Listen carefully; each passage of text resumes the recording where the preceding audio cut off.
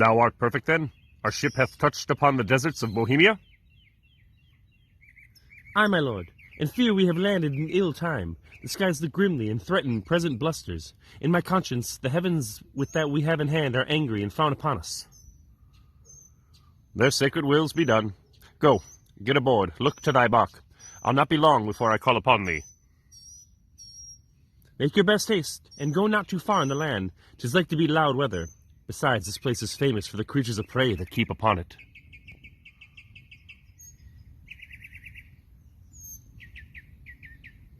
Go thou away, I'll follow instantly.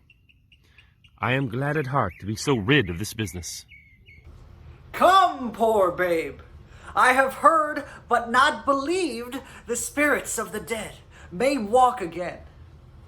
If such thing be, thy mother appeared to me last night, for never was a dream so like a waking. To me comes a creature, sometimes her head on one side, some another. I never saw a vessel of like sorrow, so filled and so becoming in pure white robes, like very sanctity.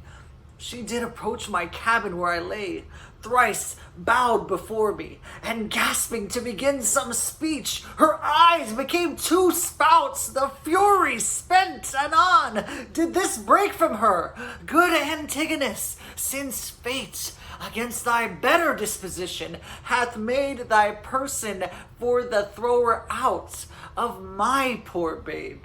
According to thine oath, places remote enough are in Bohemia. There, weep and leave it crying. And for the babe is counted lost forever, Perdita, I prithee, call't. For this ungentle business put on thee by my lord, thou ne'er shalt see thy wife Paulina more. And so with shrieks she melted into air. Affrighted much, I did in time collect myself, and thought this was so, and no slumber. Dreams are toys, yet for this once, yea, superstitiously, I will be squared by this. I do believe Hermione hath suffered death, and that Apollo would, this being indeed the issue of King Polixenes, it should here be laid, either for life or death, upon the earth of its right father. Blossom, speed thee well. There lie, and there thy character. There these, which may, if fortune please, both breed thee, pretty, and still rest thine. The storm begins. Poor wretch, that for thy mother's fault art thus exposed to loss and what may follow. Weep I cannot, but my heart bleeds, and most accursed am I, to be by oath enjoined to this. Farewell! The day frowns more and more. Thou'rt like to have a lullaby, too rough. I never saw the heavens so dim by day. A savage clamour. Well may I get on board. This is the chase. I am gone forever.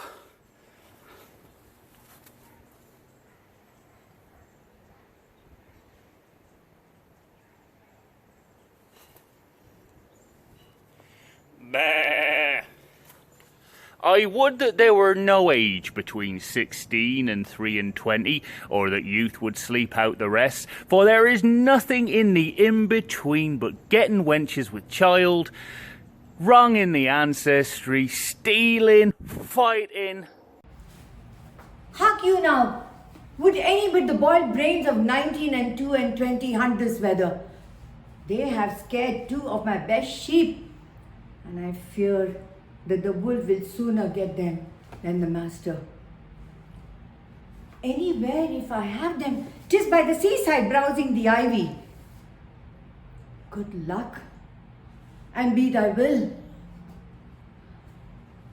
What do we hear? A bairn? A pretty bairn. Is it a boy or a child, I wonder?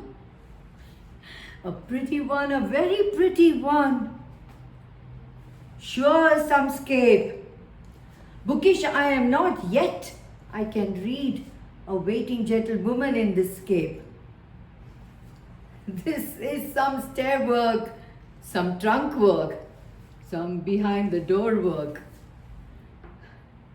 They were warmer that got this than the poor thing here. I'll take it up for pity. Yet I'll tarry till my son come. He hallowed but even now. Woo! Woo! Woo! Hello. What art so near? If thou seen a thing to talk about when thou art dead and rotten, come hither. What ailest thou, man? I have seen 2 such sights, by sea and by land, but I am not to say it is a sea, for it is now the sky. Betwixt the firmament and it you cannot thrust a bodkin's point. Why, boy, how is it? I would you did but see how it chafes, how it rages, how it takes up the shore. Oh, but that's not the point. Oh, the most piteous cry of the poor souls, sometimes to see 'em and not to see 'em. Now the ship, boring the moon with her main mast, and anon swallowed by yeast and froth, as you thrust a cork into a hogshead. And then for the land service, to see how the bear tore out his shoulder bone, how he cried to me for help, and said his name was Antigonus, a nobleman, but to make an end of the ship, to see how the sea flap-dragoned it. But first how the poor souls roared, and the sea mocked them, and how the poor gentleman roared, and the bear mocked him, both roaring louder than the sea or weather. Name of mercy, when was this, boy? Now. I have not winked since I saw these sights. The men are not yet cold under water, nor the bear half dined on the gentleman. He's at it now. Would I had been by to have helped the old man. I would you have been by the shipside to have helped her.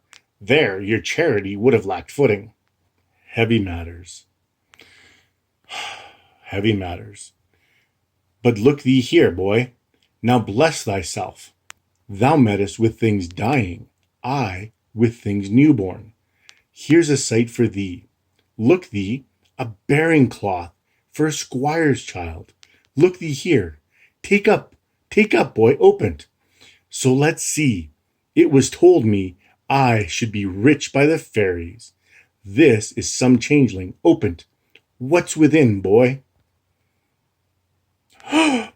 You're a made old man. If the sins of your youth are forgiven you, you're well to live.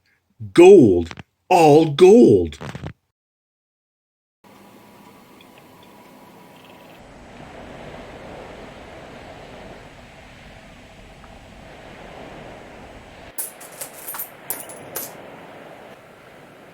This is fairy gold, boy. And don't bruise so. Up with it. Keep it close. Home, the next way. We are lucky, boy.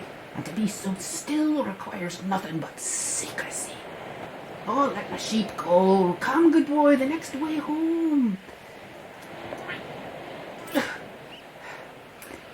Go you the next way with your findings. I'll go see if the bear be gone from the gentleman and how much he has eaten. And they're never cursed when they're hungry. If there be any of them left, I'll bury it. That's a good deed. If thou mayst discern by that which is left of him what he is, fetch me to the side of him. Marry will I, and you shall help me to put him in the ground. 'Tis a lucky day, boy, and we'll do good deeds on it.